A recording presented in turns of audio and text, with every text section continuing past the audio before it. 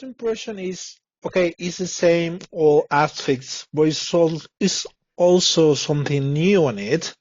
But I'm not quite sure exactly what is new on it. So can you help me on this? Because I think that you mentioned before that it was a mix of the old and new elements. So what do you find new on this album? I think probably for you the biggest change that we made is that we this time we decided not to work with Dan Swano, and Yeah, I think that's something you will hear at the very first start. right. And it's not because we were not satisfied with Dan. On the contrary, Hmm. we worked magnificent with him in the past, but yeah, all of a sudden we realized and we also noticed that it seemed that every death metal band in the genre was using Dan. Hmm. And so we thought, yeah, maybe we should change a little bit. And so yeah, we bumped to Sebastian, as we call him, Seb. Yeah, But I think that is indeed the biggest difference on the whole album. That it's the mix, and also probably the drum sound, yeah, because with this, Husky had a completely new drum kit because he's got a yeah, he's got this one. So I think the quality of the drums in total are better. So you have, and of course that delivers a lot more power. And together with Sid, yeah, both the guitar players, Alvin with his bass and especially Paul with his guitar, they even perfectionized their sound. And I right. think that's overall the biggest change and, well, in our point of view, uh, improvement, maybe. Okay. So actually, you mentioned somewhere, I don't remember where, that finally you have a steady lineup, and maybe this help you to be more confident on the songs now. Yeah, I think so. Hmm. I mean, it's probably unconsciously, but uh, yeah, I mean, it's quite simple. A band that is working already like for the amount of years that we do now, Yeah. 6 years together in this lineup, is steady, and we know each other. We know exactly what the other one wants or what he intends to do with playing, and you see that also happening live sometimes. When Hmm. yeah, sometimes it happens. Your sound is not so very well on stage as you think it should be, and then somebody makes a small mistake. But the only thing that we do is like we look each other in the eye. Okay, where the hell are you now? With your riffs or with your drumming or something. Then we understand each other. Okay, I'm here. Yeah, well, okay, then just simply continue. Hmm. And that happens in the studio. I think the same, especially in the way that we finalize the arrangements of the songs. And there's always songs where it's really hard to find the final piece that's missing. Yeah. And that works for us best if we meet all together in the studio. In this case, the studio, because we started jamming there. Hmm. And then you see each other like you see them like watching each other in the eye and say, okay, well, how about this? And then bam, all of a sudden it all gets together. And I think that's only credit to having a lineup like this that's very steady. I think it's basically you can compare. I mean, I'm not sure if you're into football, Yeah. but yeah, you are cool. But it's like a football team. If you have a football team that's like a steady team for a couple of years Yeah. and not buying new players every year or every 6 months, then you see them playing like a team. And Yeah. that's when they get the best results. And I think it's a good comparison with Asphyx. It's the same. It's pretty much the same. Great. So 4 years ago, Incoming Dead was very well received. Actually, went on the charts on several European countries, and it was quite good for a death metal release. So, hmm would you think you will top that with this new album? I mean, or is something that Asphyx doesn't care? Like, if it comes, that's good, but you don't mind if it doesn't go as well on the charts. No, that would be a bit silly, to say I mean, if it would not do as well as Incoming, it will be a little bit of a disappointment, I guess. Yeah, You all want to evolve a little bit. So if we can top it a bit, you know, compared to the other album, yeah, that would be only an extra bonus. But it's right. it's like you said. I mean, we never aimed, to be like a band that heads for the charge. But hello, As a band, if you do, you're not going to be sit there like, oh, we're not happy now, we're in the charge, we're not very underground anymore. Yeah. This is rubbish. Everybody wants to make sure his album sells well. Not just only for us, but it's for everything that's also surrounded. Right? It's good for the record company. It's also good for booking agents, promoters, because we're easy to book. Then we make sure that if you sell good records, then you get sooner shows, or when you come, the venue will be sold out quicker. So it's a bonus for for a lot of people involved, really. Right. So, Botox Explosion, the song and the video. The video is amazing, Is it? yeah. Thank But you. Thanks. I read that you wanted to record the video in LA, right? Yeah, but that was a joke. All right. Yeah, that's what I I mean, thought. no, we're not flying over to. I mean, I just wanted to make the comparison, because all that Botox and plastic surgery Yeah. stuff, it comes from basically first the movie stars started to do that, Yeah. you know. Like I think the biggest example is maybe probably Joan Collins, Yeah. way back in the past, and then all of a sudden everybody else started to do it, and they all one looks more ridiculous than the other. So I just said that like Century Media said, can you make a statement for the video? Okay, let's make a funny one, and just that. So no, we had no intentions to really go there, you know. Right. Who wants to go to the United States? Well, now it's more inviting, but when I wrote that, no one wants to go to the United States. Right. So I was wondering because you can translate that into sounding wise in between the death metal genre because Asphyx is known for being more like a old death metal band, and since death metal started until now, a lot has changed in the genre, and a lot has there's been hybrids of death metal, people mixing everything with death metal. Just we remember you screaming, "This is true death metal, you bastards!" So, Yeah, so do you see a simile in death metal these days, like kind of Botox implosion, but sounding wise between bands that are doing death metal that is not true. yeah, you can hear that, huh? I mean, Mm, I think it's very, very obvious for people to hear if a band is really honest and stand 100% behind what they do, or if they are not. And even if you cannot hear that by record, then you can see it from their live on stage. yeah. Simple, I mean, I think the most important and cherishing thing being in a band like Asphyx, and also for all these other bands that play metal with their hearts, death metal with their hearts, is to you know is to go on stage and enjoy yourselves and have fun and play the music that you want to play. I mean, it must be a dream for everybody to come true, just to be on stage. So Hmm. once as somebody as you are in the crowd and you have the feeling like, well, these guys don't seem really enthusiastic. I think that then it's time to go to the bar and get yourself a beer.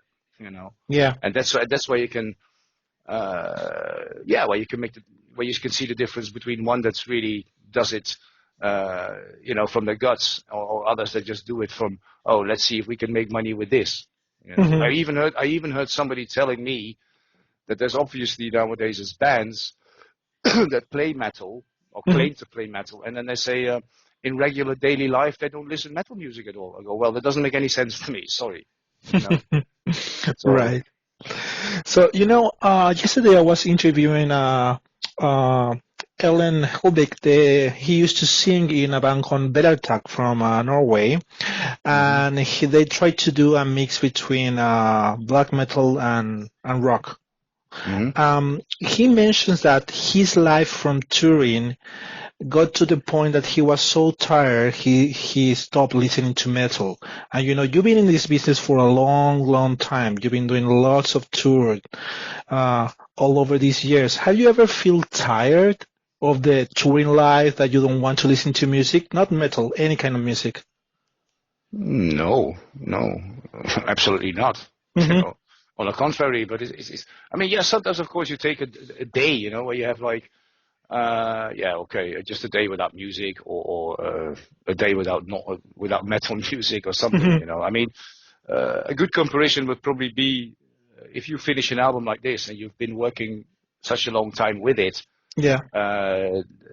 Yeah, then just to fresh up your mind, it's like, okay, maybe just a couple of days or a week or something now, no metal, I put something else on, or maybe one quiet day we go, okay, I just stay in my bed and start reading all day or something, like that. But I cannot know. I cannot imagine that you quit completely listening to it. It's impossible. I mean, it's part of our life. It's part of Asphyx too. I mean, we're all still metalheads in the first place. We're not only fans of the genre, but we play we play the music that we like ourselves, and I think that's very distinctive for Asphyx. So no, I can't. I can understand when you come back from a tour where you say, okay, just a couple of days, taking it easy. But I cannot understand then if after that period where you calm down, you say, okay, let's put some good old metal on. And the range is so wide, you don't have to listen to extreme metal. I mean, you can also put on an old Judas Priest album, or an old Black Sabbath, or even hard rock like Deep Purple or something. You don't have to listen to extreme all the time. There's a wide variety in genres in metal now. Yeah. So no, I don't understand that. Right. So tell me, what's the fixation about the word death? Because this album is Necroceros, but you have Incoming Dead, Dead Hammer, Dead the Brutal Way, Embrace the Dead, Leave the Doom. So what about that? Do you think that this will continue? Like you have to include something related to that besides playing death metal on your titles? Yeah, it's let's put it a little bit of a concept is a big word, but it's just I think it's something that comes nicely along. I mean, it went spontaneously. There was no intention, but all of a sudden I realized, oh, we have Death the Brutal Way, we have Death Hammer. So then I came with Incoming Death, just for the fun of it. And then after that, now I go, okay, let's change it, wordplay again, Necroceros. So there's death in it. So I don't see a point in changing that in the future. No. And it's just, it covers, it always covers what we are, what we stand for. I mean, we're a death metal band in the first place, and yes, there are a lot of doom influences, so sometimes it's called Death Doom. But, that's what we are, and if you read the lyrics, even if they deal with all kinds of historical topics or disasters or war, the red wire in between, there's always death. Totally. And now that you mentioned concept, would you say this is a concept album? I mean, I think it was based around an entity that devours planets or something like that. Yeah, but that is just the meaning of Necroceros. Just the meaning of Necroceros, yeah. Yes, that's just the outstanding title track. Point. All the rest is completely different. So it's not a concept built around the Necroceros. It's got all kinds of different subjects to any song. Right. Great. No concept. Okay.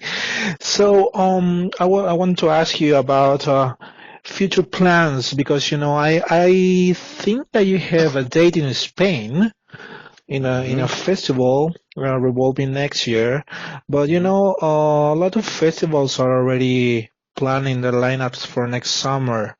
And I want to know your opinion. How realistic do you think everything will go back to normal next year? At least for Asphyx. As you have a new album, I assume that you want a tour, but what do you think will happen? Well, it's hard to say, but as the next year will, approach further, I think that we only get a better change because the most positive news that we had last weeks is, of course, that there are several vaccines available. Yeah. And I already read that certain countries are thinking of vaccinating the whole population at one time just to get rid of it. Of course, if that's possible, I don't know, because first I have to, set up a complete massive production of that because, there have to be billions. Get the, because I think it's an injection. But let's stay positive and hope that with that, things will get back to normal. And the festivals and everybody else, of course, they have to plan. They have to make Hmm. their, they have to book the bands, because once the situation is all of a sudden like changed drastically for the good, yeah, and they miss booking that, yeah, well, then they have no lineup, so they have to cancel that again. So it's Hmm. better to be prepared if it changes positively, and then you can say, okay, now we're good to go. Besides, apart from that, um, I think the big festivals can also, bigger ones, or especially the outside ones, they can Yeah. think of, well, at least we're outside. So maybe instead of, let's just say, usually we take 5,000 people, maybe now we do with 2,000, and people can stay, can keep a little bit distance. Yeah. But it's still realistic then to do it. And of course, in a club, yeah, that's way more difficult because you don't have, fresh air circulation. So yeah, I mean, we have to remain positive. What else? So let's hope for us that yeah, in a couple of months, maybe we can already achieve a few shows. Right. Let's see. Yeah. With the years, the sales of records has been on a downhill, and everything these days seems to be streamed on the stream platforms. Actually, recently you were mentioned in a Spotify Death Metal and Beyond playlist, right? And you appear in most of the death metal playlists, anyways, on these platforms.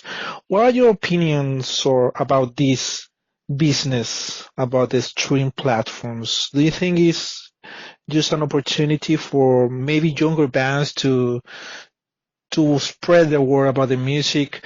What about you? You've been releasing 10 albums by now on the name of Asphyx, and Hmm. um, well, everything that involves being on a platform like Spotify or Apple Music or any other platforms there. Do you think it's a fair deal for bands like you? No, not at all. I mean, I've seen I know why this guy is getting bloody rich, because I've seen I say that, like, the bills, that we're gonna get. Hmm. And from Spotify, maybe if somebody plays your song, you maybe get a cent or Hmm. something, and then at least you still get something. So that's not, when it comes to payment, and compared to buying an album, yeah, it's absolutely nothing. So, Hmm. yeah, the ones who own that platform take most of the money, which is of course like absolutely not fair, because we are the ones in the end that deliver the music, write the music, think of it out, and just because they know how to realize such a thing on internet, they take most of the cash. This is just absolutely not fair. On the other hand, yeah, it is there, and we have to deal with it. So if people, there's a lot of. I mean, I've heard, for example, like Chinese, most of the Chinese, for example, they don't have a laptop, they don't have a PC because they can't afford one, so they do Hmm. everything with their cell phone. Well, and Right. then, uh, well, I think the Chinese government will block Spotify anyway, but so the people are. But just to give, yeah, just to mention that. Um, the same goes, of course, for a lot of kids and youngsters here in Europe or in the Yeah. USA or in South America, wherever, on any continent. And for them, it's just easier than to discover a band on Spotify or on YouTube or whatever. That's easier for them. So in that way, yeah, for us it's positive, because they can easily listen to our music and get to know our name and our stuff. So, and like you say, newer bands have different things to promote themselves, or get their name around. So in Hmm. that way, I mean, it's uh, yeah, some things are good about it, some things are bad about it, but it's basically with everything. All right. So, one of the things that we most recognize about Asphyx is actually your voice. And you can listen to it on these micro services, amazing. But it always been, and it seems that it doesn't change with time. And most people consider you fans of death metal, like your voice being one of the best in the genre. Um, would you consider yourself a legend, at least in death metal, or you don't believe in idols? No, no, no, I don't believe in that idol stuff. I always say to people like, legends are dead and, they're dead usually. And I'm still very much alive, fortunately.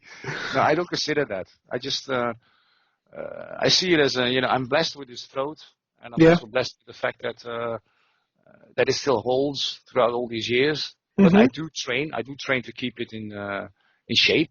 Yeah. So it's not that I don't do anything about it.